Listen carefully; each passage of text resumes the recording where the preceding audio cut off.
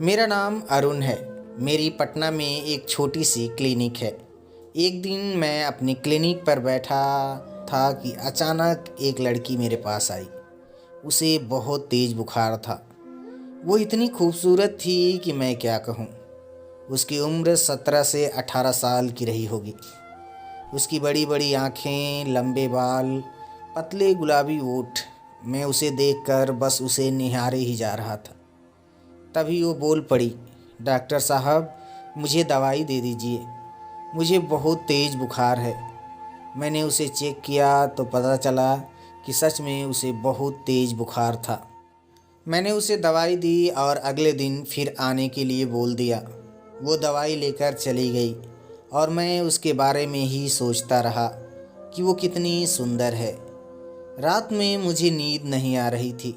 मैं करवटें बदलते बस उसे ही याद करता रहा और कब नींद आ गई पता ही नहीं चला। अगली सुबह मैं फिर क्लिनिक पर गया। थोड़ी देर बाद वो लड़की भी आ गई। मैंने उसे चेक किया। अब उसका बुखार कुछ कम था। मुझसे रहा नहीं गया और उससे मैंने उसका नंबर मांग ही लिया। वो बिना हिचकिचाए मुझे अपना नंबर दी और चली गई। एक दिन मैंने उसे फ़ोन किया। मेरी आवाज़ सुनते ही वो मुझे पहचान गई और कहने लगी, कहिए डॉक्टर साहब, आपने मेरा नंबर क्यों लिया था? मैंने कहा कि आपसे बात करने के लिए। तब वो बोली, मुझे पता है कि आपकी चाहत कहाँ तक है। आप बता दीजिए, मैं आपसे मिलने आ जाऊंगी। ये बातें सुनकर मुझे बहुत आश्चर्य हुआ कि वो ऐसा क्यों बोल रही थी। हर रोज़ मैं उससे बातें करने लगा। उसके प्रति मेरा लगाव और बढ़ता गया। मैंने विचार बना लिया था कि मैं उसी से शादी करूंगा। एक दिन मैंने अपने घर में सबको उसके बारे में बता दिया और मैंने ये भी कहा था कि मैं उससे शादी करना चाहता हूँ। मेरे घर वाले राज़ी हो गए। मैंने उसे फ़ोन किया और कहा कि तुम अपने घर का पता मुझे बता दो ताकि मैं अपने माँ पापा को अपनी शादी की बात करने के लिए तुम्हारे घर भेज सकूं। इतना सुनते ही उसने अपना मोबाइल बंद कर दिया। मैंने कई दिन उसका फ़ोन ट्राई किया पर उसका फ़ोन बंद ही आ रहा था। अब मैं उदास सा रहने लगा। मुझे कुछ भी अच्छा नहीं लग रहा था। 9 दिन हो गए थे मैं रोज़ उसको फ़ोन करता और रोज़ उसका फ़ोन बंद ही आता था। मैं बहुत ज़्यादा परेशान था। तभी मेरे मामा के लड़के ने मुझे अपनी शादी में इनवाइट किया। मुझे शादी में जाने का बिल्कुल भी मूड नहीं था, पर उसके ज़बरदस्ती करने पर मैं शादी में गया।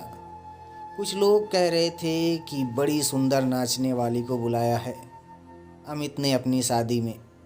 लोग नाचने वाली लड़कियों का नाच देखने के लिए उत्सुक हो रहे थे, पर मैं एक कोने में उदास बैठा उस लड़की को याद किए जा रहा था। नाच शुरू हो गया। लोग सीटियां बजा रहे थे और ज़ोर ज़ोर से हुंकार भी भर रहे थे। तभी मेरी नज़र नाच वाले स्टेज पर गई। मेरे पैर के नीचे से ज़मीन खिसक गई। मैं जिंदा होते हुए भी मुर्दों के जैसा हो गया, क्योंकि जो स्टेज पर नाच रही थी वो कोई और नहीं बल्कि वही लड़की किरण ही थी। अचानक किरण ने मुझे देख लिया। मुझ पर नज़र पड़ते ही उसके कदम एकदम से रुक गए। वो स्टेज से उतरकर मेरे पास आई। वो मुझसे कुछ बोलती ही कि मैंने उसके गाल पर एक ज़ोरदार थप्पड़ जड़ दिया। वो फिर कुछ कहने की कोशिश करती, मैंने दूसरा थप्पड़ भी लगा दिया। वो वहीं बैठकर रोने लगी। महफिल में जमा सभी लोग बस मुझे ही देख रहे थे। मैं सबको इग्नोर करके वहाँ से चला आया। मैं एक हफ्ते तक अपनी क्लिनिक भी नहीं गया। मैं खोया खोया सा रहने लगा। कुछ दिन बाद मैं अपनी क्लिनिक पर गया। मैं एक मरीज को चेक कर रहा था, तभी एक लड़की मेरे पास आई और बोली कि मैं किरण की दोस्त हूँ। किरण का नाम सुनते ही जैसे लगा कि मेरे शरीर में आग सी लग गई है। मैं उस पर चिल्लाने लगा। मैंने कहा कि उसका नाम भी मत लो मेरे सामने।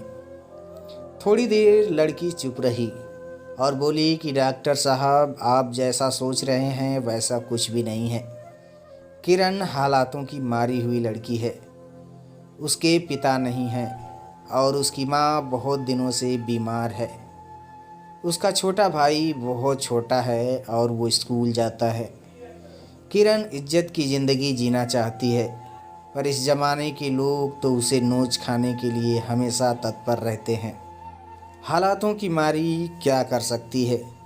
मैं चुपचाप उसकी बातें सुन रहा था। वो जाते जाते किरण के घर का पता भी बता गई। एक दिन मैं किरण के घर पहुंच गया।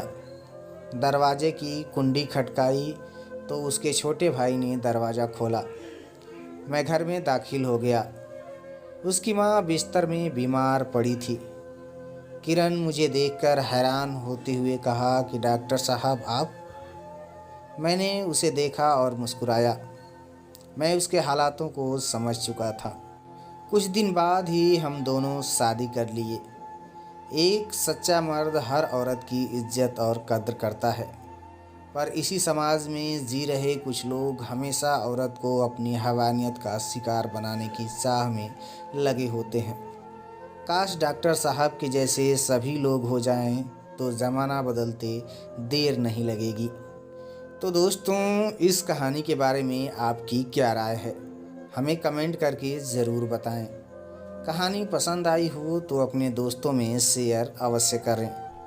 ऐसी ही और कहानी सुनने के लिए हमारे चैनल हिंदी किस्सा कहानी को सब्सक्राइब कर लें और घंटी का बटन दबाकर ऑल पर सेट कर लें। अभी के लिए इजाज़त दीजिए, मिलते हैं अगली वीडियो में नई कहानी के साथ। तब तक के लिए धन्यवाद।